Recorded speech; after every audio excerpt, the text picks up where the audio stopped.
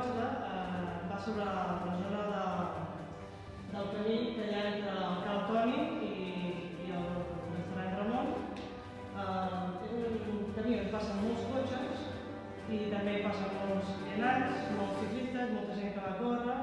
Llavors, què ens trobem? Al vespre, quan es fa fosc o al matí molt d'hora, doncs ens trobem amb els vehicles passant i els ciclistes, i llavors tots no podem passar per allà. És molt perillós i es poden donar situacions d'accidents i d'atropellaments. Llavors, què suggereixo? Doncs en la zona de les pedres, construir un carril per les bicis o pels vianants, i a part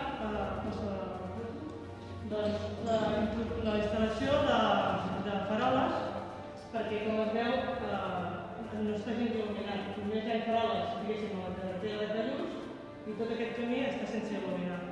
Llavors, el pressupost s'hauria de parlar amb l'Ajuntament perquè podríem fer a la brigada. Jo crec que podria rondar uns 15.000 euros, però si pot ser més tenim millor per tots, però bé, uns 15.000 euros.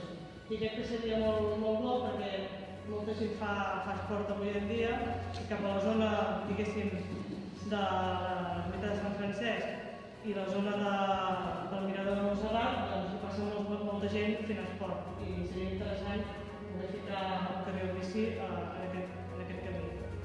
I ja està, moltes gràcies a tots i espero que em voteu.